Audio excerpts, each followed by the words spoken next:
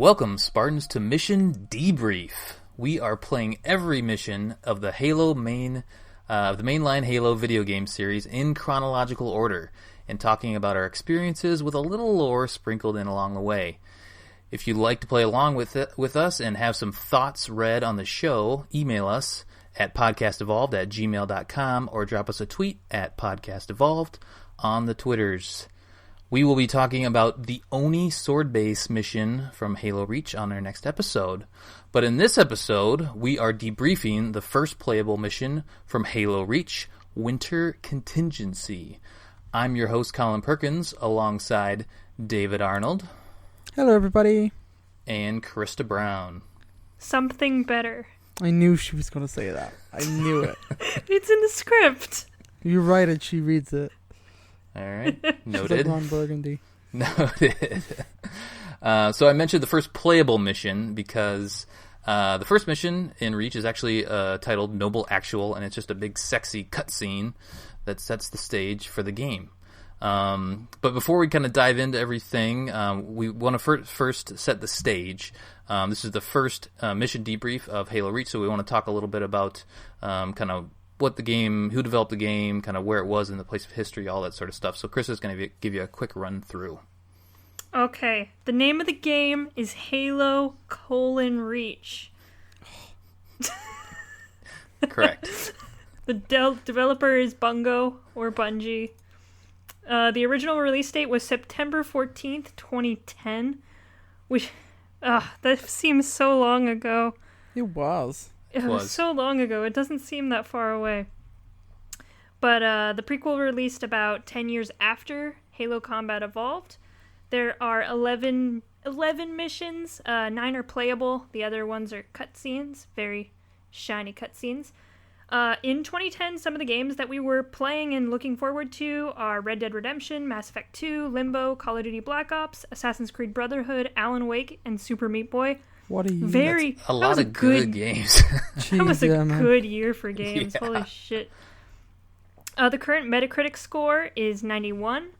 We're playing on normal difficulty. Well, I'm playing on heroic difficulty, but you were. Those two are playing on normal difficulty, but play on whatever difficulty you like. If you're one of the easy people, play it on easy. Play it with the bandana skull on. If you're playing the other games, some grunt birthday parties. Those are great. It's no bandana skull in Reach, is there? Yeah, there's a grunt birthday party. No bandana. No, not bandana. Yeah, you crazy. No, that's for the next game. But I was actually surprised. The timeline covered is July 24th, 2552 to August 30th, 2552. That's like a month. Mm-hmm. Yeah, that is actually way longer. I wonder if there's just like is there a big break somewhere in between one or two of the missions? I'm sure now that we're looking for it, we'll probably see it more than when we were just playing it and thinking it happened in a week. True. There'll just be a section where they all go to bed, and they go to bed for a week. Yeah. They're like, okay, guys, this happens in a month, so we're going to have to just sit around for a month. Yeah, that's one of those non-playable missions. Right. It's just their daily routine. They get up, they put on their Spartan armor, they have their coffee. It's just a dream sequence. Yeah. All right. So thanks for setting the scene, Krista. This is technically mission 2 with the Winter Contingency. You've played it. We've played it. Just want to give you a brief overview of what just happened. So you are the player. You are Noble 6. So you're joining the team, Noble Team. And after you're kind of meeting everybody on the squad, you find out that there's a distress beacon that's detected near the Visegrad relay outpost, and the Noble Team is sent to investigate. Colonel Holland, who is sprinkled in throughout the campaign, suspects sabotage by the local insurrection. If you're new to Halo, the insurrection, it's the best way to explain it is there's the galaxy's gotten too big, humanity's gotten too far, and each kind of the planet has people they're trying to overthrow. They're trying to come from out underneath the UNSC. But it's not the local insurrection, as you know. It's the Covenant. Bum, bum, bum. The date of this game, as you saw, it's flashed a couple times, I think, is July 24th, 2552. So this is the beginning of the end, as it were. So let's talk about that cut scene at the beginning, Noble Actual. What did you guys think of that? Personally, I thought it did a great job of setting the scene. I forgot how good this game looked.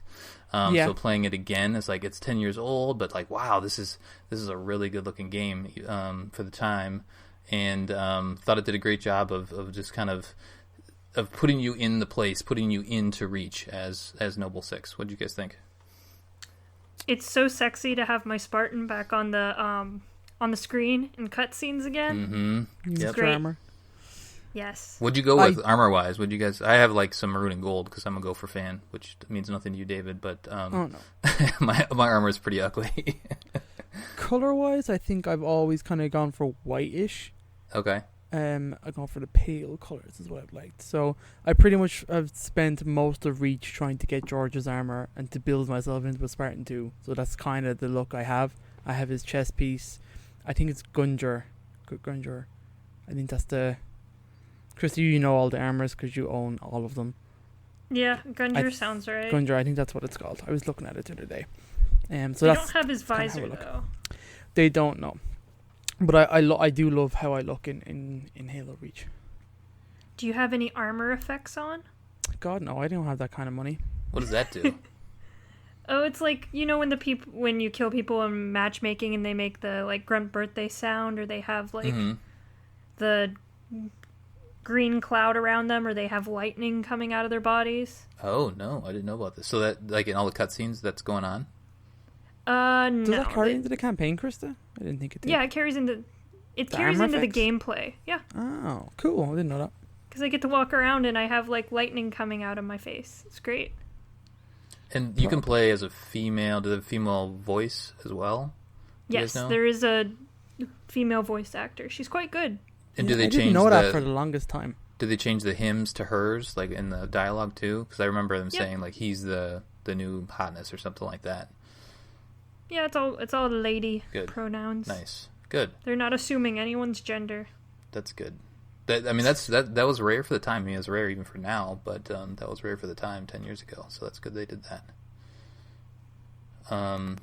So what else from this initial cutscene? I liked how it kind of set the scene. The leader, Carter, he's the boss. He's Leonardo. So I thought that they did a good job with that. And then you get a sprinkle of all the personalities on the team. And the other thing I forgot, it's Noble. You're Noble 6. But I forgot there was 6 people on the team because there's normally 4 in a fire team.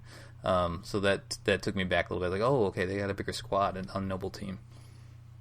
I never really considered that, to be honest.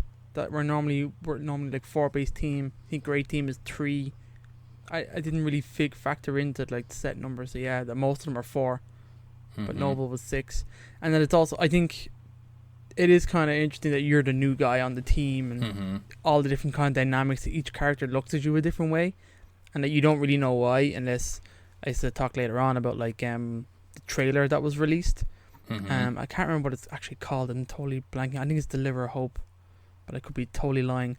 But there was a trailer for the game that was canon, and it shows how Noble 6 before you died, and it shows Kat losing her arm. It shows loads of kind Delivering of cool... Hope, that one, right? Yeah, Delivering Hope, yeah. Yeah, I watched that today. You pretty much commit, the Noble 6 at the time commits kind of suicide, essentially. And it's awesome trailer. But, like, it actually is canon and, like, pretty much is a prequel to the game and tells you a couple of the stories. So, like, everybody kind of has a chip on their shoulder. They're not really receptive to having a new person coming in replacing the previous Noble 6. Because that's how they refer to you, as it's just Noble 6. That's right. So if you haven't seen that, go check that out. Yeah, it's awesome. And so that, as I watched that today, do you know what planet that took place on? Because I guess I assumed that was on Reach. I always did assume it was Reach, and I'm sure there's a certain guy we could contact who would probably know that, and we could look that up for next episode. Yeah, for sure. That'd be a great idea. Krista, what did you like about as this level unfolded, as this mission unfolded? Like, what were you feeling as you went through it? It's really rare that you actually get to see like and interact with civilians in a Halo game. So it was really cool to start off in like a civilian kind of compound, and then and you get to like run around and help people, and then you end up at the communications relay. So I just thought it was really interesting how close you get to civilians in this game. Because it's not just Covenant, you're kind of like hanging out with some civilians, especially later in the campaign. You really get to see a lot of civilians. Yeah, you're on a farm, which it's just a weird thing because you're so far in the future, and you're the Spartan super soldier, and you're flying airships or spaceships, and you forget, like, oh yeah, people still need to eat. Like that still people needs still to be make a thing. food, right? That's always in future installations, which we'll talk about down the road. You're kind of in settings where like there's grass here. This is weird. What's going on? I'm a super soldier. Why am I in the dirt? Yeah, it is very weird, kind of the battlefield it takes, where this game takes you, essentially. You know, you're driving civilian vehicles, you can get into forklifts for, like, no reason. You know, there's just, like, That's there's the just best elements. part of the game, David. Yeah, yeah. But, like, I do love the world building. I think we'll probably touch on that at some stage. We'll probably say that a lot. But, like, this game is huge just for building the world outside of Halo. Do you know what I mean? Or, sorry, outside of, like, Master Chief and stuff, and outside of the main Covenant and UNSC. So I think, yeah, I'm agree. I love seeing the civilians. I love the different languages that are involved. I think it's Hungarian is the language to actually speak, isn't it? And it's like that's I think I heard that. Just weird, just unexpected. You know, you think in the future, you see other shows and stuff like that. We think, okay, it's either Russian, Chinese, or English. Do you know what I mean? They're the major spacefaring peoples, and you think that it's those languages. So I always kind of like that part of Firefly, that it had that, you know, Chinese was so big because it was English and Chinese speaking cultures that were like took to the stars. So those languages kind of merged, and they have like words and hints. I kind of love that. So this is kind of interesting just to see Hungarian for some reason is huge on Reach, or in that region, that like even George, a native of Reach, recognized the dialects and different names when he was having that conversation with I can't pronounce his name, Visegrad daughter. I think her name is Sharda or something like that. Oh, that's the girl that we meet at the end there? Yeah. The one who tries to punch a fully armed Spartan. Yeah, that's funny. She is very fired up at the end. Yeah. So you mentioned the vehicles. You mentioned dropping in, what was it for? You drive some truck. I'm sure it has a name to it, but it had the same good old Warthog controls. If this is your first time playing Halo, welcome to hell. Yeah. Driving vehicles. You get used to it eventually, but they've never changed to the more traditional, like push the button to accelerate. It's always forward and backwards, so it's a little bit of a transition. I do love that George just kind of jumps on top and automatically you've just created a Warthog, kind of. You know, I do love that. I thought that was great. I tried to jump on the back, and I wanted to be that gunner on the back, but it wouldn't let you. You can only ride shotgun or drive. Did you find yourself in that section? At least I did, where I just wanted to ride shotgun because I wanted the other, was it Carter with you too, to like drive and tell me where to go? I've never tried that actually. Can you? Probably not. The AIs are really bad at driving, but they go to the next mission. Like, so when you finally get into the truck, that's when the mission really opens up, and you're like, wow, like I can go anywhere at this point, right? That feels like this big. It's a pretty big map. It is. It's big. I don't think I've ever really explored it that much. It's kind of weird. I was thinking yesterday when I was playing it, I have a set path that I do that mission, and I've always done it that way. In terms of where I go first when it opens up, I go here, and I finish the mission, and I've never deviated that for any reason. I don't know why. You can do it differently. Like, there's one point where you get to the fork in the road. You can either go left or right. You can go right and do the mission like a different way. Yeah. Like, I think I knew that before. I just never did it. Don't know why. I just never did it. So the other thing that I really like about this mission is they do a good job of. I mean, it's a big long tutorial, but they do really ramp it up. And they allow you to, they kind of teach you a move, and then they let you do stuff for a while, and then they teach you a move, and then they let you do stuff until you finally get to that first firefight, and then you're finally fighting, the aliens that we've come to love, the new aliens that you're going to learn to love if this is your first time. But starting to kill those grunts and the what's the new one? The skirmisher, is that Skirmisher. The skirmisher, Okay. yep. It's like It's just jackal a jackal variation. with feathers. Yep. Yeah. So that's essentially kind of the first and last time we ever see them. But they're there. I think 343 or Bungie tried to say, like, most of them got wiped out at Reach or something like that. Yeah. That makes sense. What weapons what were your go-to weapons? Oh, man. Needle rifle, man. That's one thing I gotta say about this game. I love 10 out of the 10. needle rifle. It is my favorite addition, and I love it. I savagely and aggressively hunt down the skirmishers that have needle rifles, just for ammunition in this game. It's all I do. I love it. As soon as I find one, I run, ammo, collect. Yes, I love it. I remember playing this the first time through. I don't know how many years ago, but I remember finding that needle rifle and was like, am I cheating by using this? Like, this thing is amazing. I love that thing. Yeah, I just love how accurate it is. How it super combines. It's just like, it's great, man. It's one kill headshots if you have no shield. It's so satisfying. I love. Did anyone else completely forget the existence of the plasma repeater? Because I did. Yes, I did, until yep. I picked it up yesterday, and I was like, oh Yep. yeah. This was a thing. They tried to do this.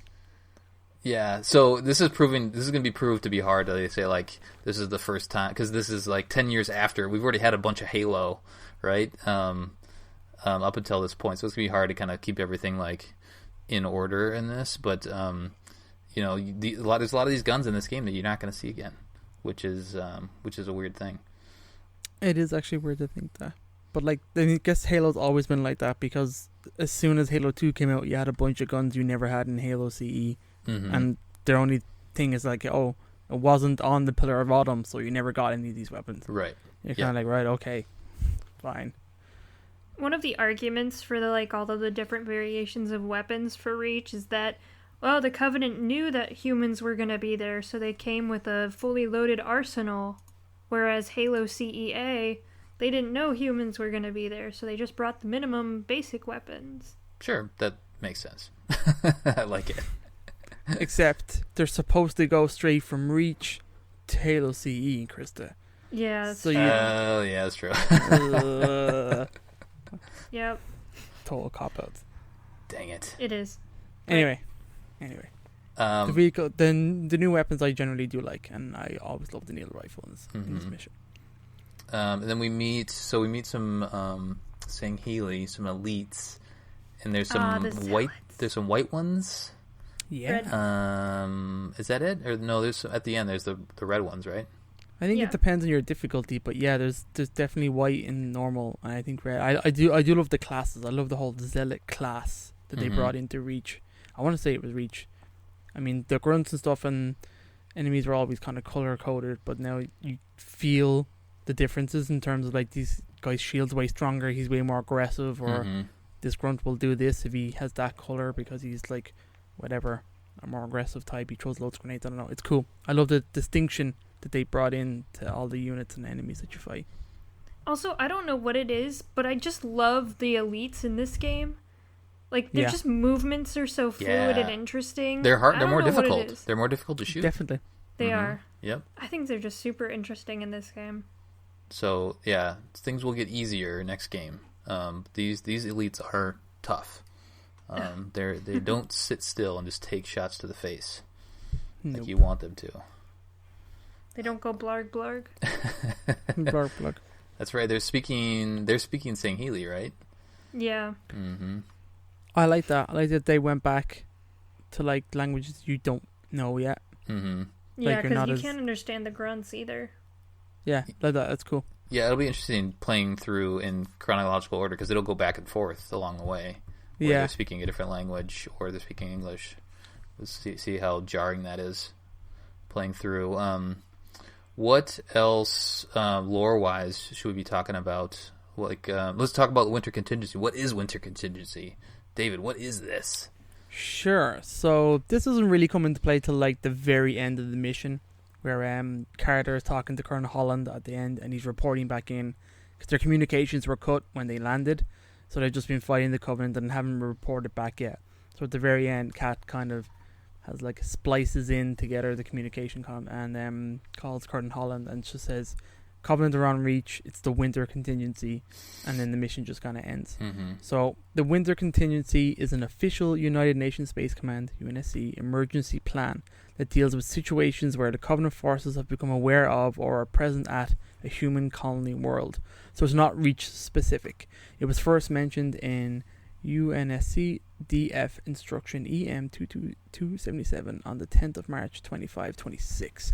Now I'm not sure exactly where that reference comes from, but this the first time that we've really heard of it is in IRL is Halo Reach, which is this mission. So it actually details a bunch of kind of scenarios. It's not just the Covenant at a planet, it's if they become aware of. So like if they gain information for in any kind of format and we're aware of it, the winter contingency kind of comes into play then.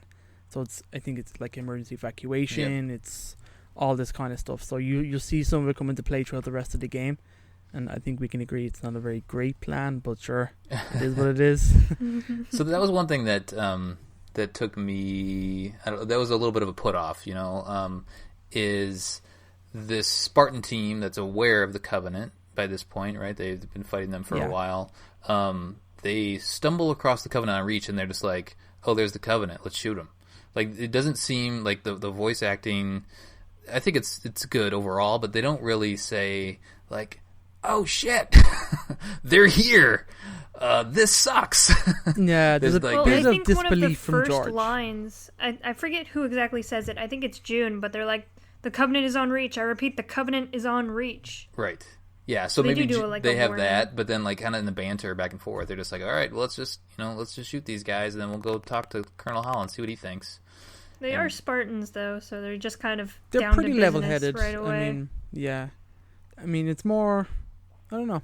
Just I guess the magnitude of like the situation isn't really conveyed in the banter at all. It's just like, yeah, let's take the Covenant now. They're here. Let's shoot them. And let's go talk to Colonel Holland at the end of the mission, but.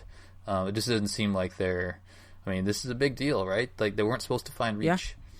Yeah. No, well, something that they failed to really communicate, especially in that first cutscene, is like what reach is and how important to humanity. Yes, I think Reach that's is. true. That's true. I think it's weird that like when they announced Halo Reach, I'm sure that all like the Halo fans at the time who've played the 3 games, were super jazzed because we knew what Halo Reach was because we had the book.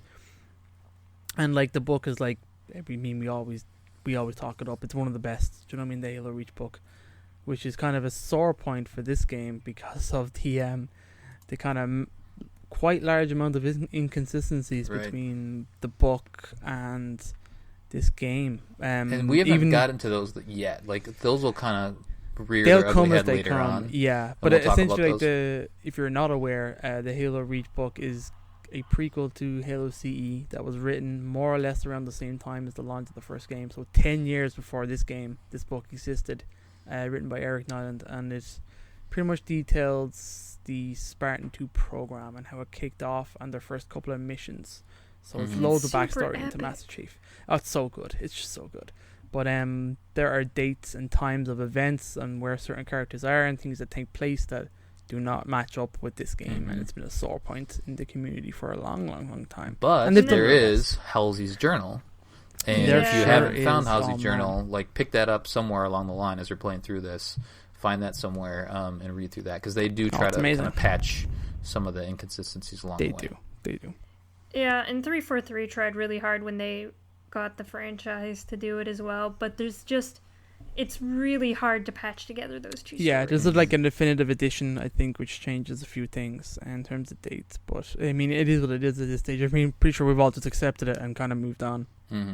That did, honestly, on record, I almost walked away from the franchise after I played this game because I'd already read the book. I'm like, wait a minute, that's not how it happened. What the hell? Yeah. I was not happy. I'm sure a lot of other people weren't happy either. But I stuck with it. I'm here today, still with you guys. And here we are, exactly. I mean, the story that they tell in the game, we're getting a little ahead of ourselves, but the story they tell in the game isn't a bad story. It's just not the story we expected. Like I said, the Metacritic of 9.91, like, that's incredible. Do you know what I mean? It's a fantastic game. Yeah, and that takes into consideration multiplayer and all that, so like the whole experience. Yeah. So, which is a great package, absolutely.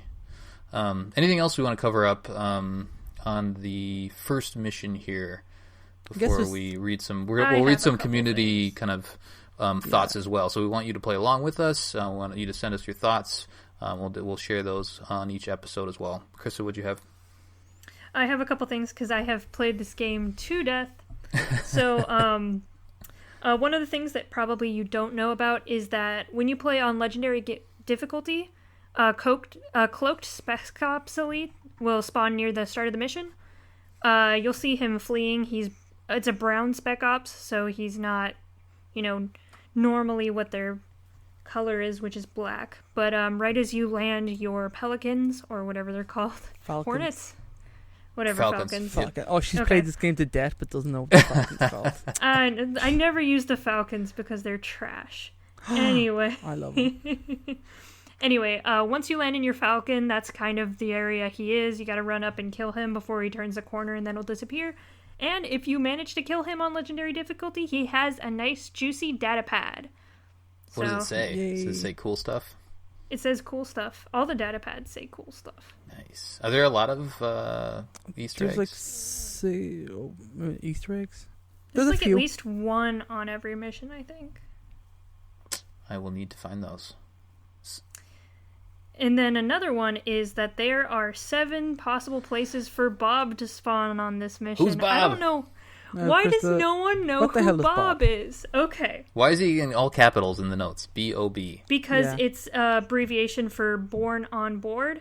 This is actually a Easter egg that's kind of a callback to Marathon, one of Bungie's original games. Mm-hmm. So he is a gold-armored Sangheili Ranger. So he's kind of a yellow, weird-looking, kind of goofy-looking guy. And basically, he spawns at random locations. There are other forms of Bobs, like White Zealots and stuff like that. Bob is basically just a name for Sangheili that aren't colored normally in this game. But they are considered Easter eggs. They're not canon.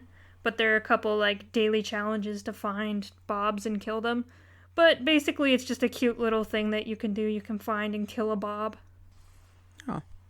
So we'll be talking more about Bob. But back in the day, you would have gotten a medal on Bungie.net for killing him, but that doesn't exist anymore. No longer. It's still in the game, though. Bungie.net does exist. It does, but I don't think the stuff exists. Mm-hmm. Yeah, if you go there, you'll find some Destiny stuff. But that's who Bob is. So if you see a yellow ranger, that's Bob. Good old Bob. Bob. The other thing I didn't mention is health packs are still a thing in this game. Yeah. That was weird. I like that. Yeah, I found one. I found one by the truck before you get onto the truck, and I hadn't lost any health at that point, and I thought that was just like a throwback, prop. like a Easter egg, a prop. Yeah. I was like, well, why is there a health pack here? What's going on? I didn't realize I needed to use that eventually. Because I got maybe halfway through the mission before I started taking like real damage because only on normal, and I'm like, oh man, there's health packs. Oh yeah, I totally forgot about this. And you don't. I mean, your shield regenerates, but then you also have the health to deal with as well. So, like CE. Mm-hmm. There's loads in this game, in this actual mission. Loads of new weapons, new things introduced. So, I mean, they have the ARs back again, but it's slightly different. It's a different variant of the assault rifle, which I'm not a huge fan of in this game. But they totally fixed the Magnum, which is awesome in this game. Mm-hmm. The Magnum feels good. I'm pretty good with that. The shotgun is also really good. I like Halo Reach's shotgun. No shotgun in this mission, though, right? The DMR, though. There's a shotgun in this mission. Oh, I didn't find it. It's in one of the civilian buildings. One of the kind of the kitchen or sitting room, one of the kind of ruins. Yep. It's when that big firefight happens, the one right before you get into the Pelican and go to the other location. It's up in the building on the second floor. There's one there as well. Excellent. There's also the DMR, which I think is the big gun that was introduced for Halo Reach. So I have mixed feelings about the DMR. It's only because at the time this game launched, I was such a BR fan, that when the DMR came along, I was like, I don't like you. I don't like you one bit. Don't take place in my PR. Yeah, but I actually don't mind it now, to be honest. I'm pretty okay with the DMR. Did you guys notice? Oh, sorry, keep going. No, I'm done. That's all I really got. Did you notice June was flying above you at the beginning of the mission? Like he's doing a little Overwatch. Yeah. And then he's kind of scouting. Yeah, he actually takes out a bunch of Banshees in the very first firefight. That's right, actually, yeah. Yep. I remember that. What else? Oh, the little night vision introduction to at the very end of the mission, which I forget if we need that. I'm sure we need it at some point during the rest of the campaign. Yeah, but I think that's definitely introduced. It helps on the sniper mission. Oh, yeah. Right. Mm-hmm. Yeah. Some of the darker levels, it can be useful. I did like that. I mean, that made sense from a Spartan point of view. A Spartan should be able to do something on the telmet and get night vision. I'm pretty sure. Also, it's not super blinding like the ODST version. Yeah, that one's rough. The visor. Yeah. It's cool. In daylight, yeah. You turn it on and your eyes just bleed. And you also get the energy sword, too, at the tail end. Yeah, at the very end. Stabbing some elites. And armor lock is there as well. That's the one thing, like, how do you guys feel about abilities in this game? Armor abilities. I only use sprint, really. Can you get anything else besides sprint right away? There's armor lock. It's at the very end of this mission. Oh, it is? Okay, I didn't where you get get that. the sword, where you get this kind of sword and you fight that sword elite, you can drop down in that little area and there's armor lock there. Or no, not armor lock, bubble shield. Oh, okay. Yeah. I didn't get that one. Yeah, we'll probably talk more about that as that's more part of the campaign later on. Mm-hmm. But I like to sprint around a little bit. I'm cool with sprint. I'm cool with sprint too. I'm super cool with sprint. Sprinting is the best. Speaking of the best, why don't we talk about some of our community feedback? So we reached out. We have a Facebook group. If you haven't joined, find us on Facebook. Just type in Podcast Evolve and you can join. We can talk Halo all the time. And then follow us on Twitter as well. And or shoot us an email and we will read your thoughts. So we have a couple from each, both Twitter and Facebook. David, do you want to read the Facebook? I can indeed. Posts? So we got a few guys. One of the people in our group, he's a crazy person. We were alluding to him earlier on. His name is Chris Aiken. Chris, in his crazy Halo-ness, played through this level on Lasso without killing anybody, without getting an assist, without firing a shot, meleeing, or even using grenades. Yep, he pretty much ran through this mission and let the AI kill everything for him. I don't know how long it took him to do this. It sounds crazy and totally unnecessary. But Chris, like I said, is a crazy person. So that was kind of his comment, his thoughts on this mission. I don't know. He's just a madman. So Lazo is legendary. The hardest. Sorry, legendary. Legendary all skulls on. Mm-hmm. I've done the entire campaign on a Lasso. Krista tried to make me do this once. It was awful. It's great. It's so much fun. You have to play the game so differently, and that's one of the reasons I like it. Probably takes forever. I can understand that, but you really gotta have the time to grind that out. The last mission on Reach took me and a friend 6 hours to do. So. Oh God. No, thank you. We have another comment from Matthew Lunt. He's a popular guy over on our group. Hi, Matt. He thinks the gameplay is kind of okay. He thinks the level is very meh. He doesn't like the design and thinks it's kind of grey and kind of dull, which I can see. Yeah. I can totally understand that visually at the start of Reach. I did find myself staring at kind of the environment though. Like there's the valleys and the mountains and the skybox. Like they do a good job with that, but it is kind of grey in general. I agree. I think they tried to make this game a bit more gritty compared to the other Halo games. Mm-hmm. Yes, it's definitely not as bright and colourful as Halo 3. But I do like that aesthetic. I like my more gritty, dirty Halo. He says from a Lorehurst, Hans Snowy, he thinks excellent. He loves seeing the military protocol, the first contact, the Covenant, how they reacted with that at a human colony, the Winter Contingency. He loved the introduction of the Spartan team, the mix of the dialogue with everybody, how their strict military dialogue, how the Spartans work, that kind of stuff. He loved all that. He loved the level because it's the first in the game with canon confirmation of humans speaking the language. So he's a big language buff, this man, and he loved hearing them speak Hungarian, which is kind of what I mentioned earlier on. He finds that quite interesting that the smaller languages from Earth survived to travel through space and time. Mm-hmm. So he found that quite fascinating. And our last kind of comment really is by River Willingham. And River, it says not his favourite, but it did have great moments, which I agree. The introduction of Noble Team is really good. The solid bit of personality from each of them, kind of points we've touched on already. And he loved the world building, which I think he was spot on in pointing out in terms of how civilians work, hearing the different languages, the vehicles, small details that just pretty much sold Reach as a livable, inhabitable world. And that's our peeps. That's what we got for today. What happened on Twitter? I have some what Twitters. happened on Twitter? Our friends at Bad at Halo says standard introductory mission establishes the characters and roles, hints at tensions between Kat and Carter, and Emil and George. The cutscene with the elite zealot roaring in your face was pretty badass as well. Agree. And also the cool guitar music while that's happening.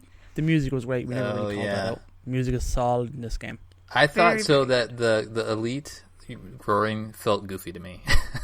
Really? Yeah, I don't know what it was, but I was just like, whoa, that was weird because you didn't have control. I don't know. It just felt funny to me.